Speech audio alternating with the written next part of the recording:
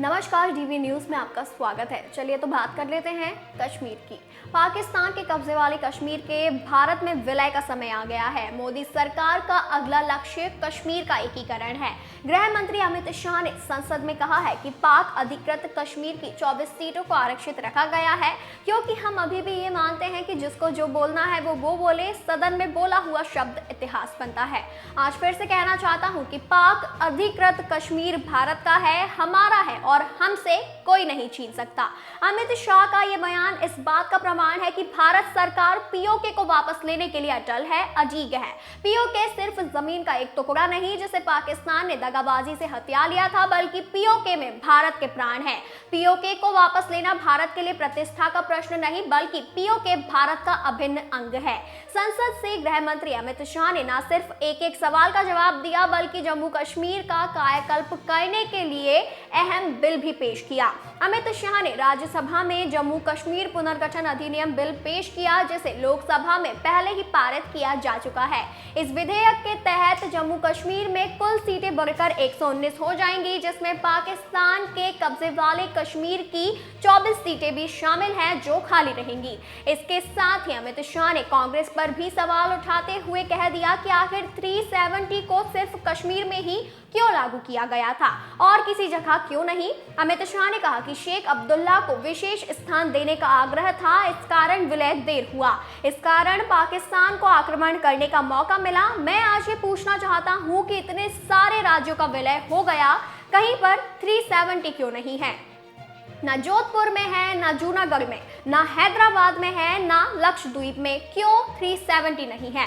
संवेदनशील हृदय के कारण 370 है। वहीं कंडीशन किसने रखी, किसने स्वीकार की?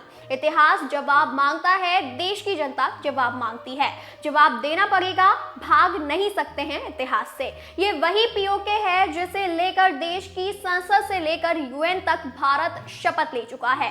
भारत कह चुका है कि पीओके खाली करो। पूरा कश्मीर भारत का था और अब भारत का होगा, और पीओके की भारत वापसी का एक बहुत बड़ा प्लान है। इसके लिए डिप्लोमेटिक लेवल पर सारी तैयारियां की जा चुकी है। ये भारत का वो प्लान है जिससे पूरा पाकिस्तान सन्न है।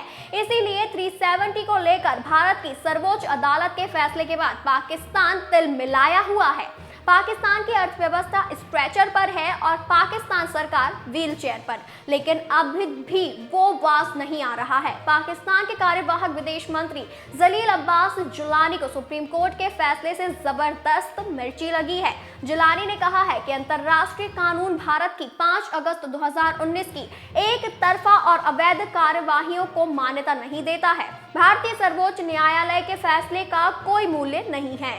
जम्मू कश्मीर का मसला दशकों से संयुक्त राष्ट्र में है। इस तरह से कश्मीरियों का हक छीना नहीं जा सकता है।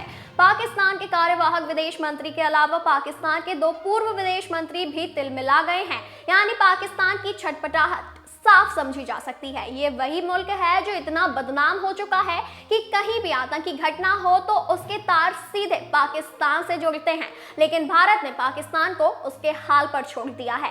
भारत को फिक्र अपने नागरिकों की है, भारत को फिक्र कश्मीर घाटी की है। जो जमीन पिछले कई दशकों से आतंक की आग में जल रहा था, वहां अमन लौट रहा है। उस जमीन का कायाकल्प हो रहा है, क्योंकि कश्मीर के लोगों को खुद प्रधानमंत्री मोदी ने भरोसा दिया था कि अब कभी कश्मीर के नौजवानों को मुसीबतों भरी जिंदगी नहीं जीनी पड़ेगी, और अब भारत के लिए कश्मीर की संपूर्ण संप्रभुता सुनिश्चित करना ही अगला मिशन है, और वो बिना पीओके हासिल किए पूरा नहीं हो सकेगा। देश के गृह मंत्री खुद संसद से कहते हैं कि कश्मीर को लेकर उनका नजरिया थोड़ा तंग है। जब तक भारत की एक इंच की जमीन वापस नहीं मिलेगी, तब तक वो बैठने वाले नहीं हैं।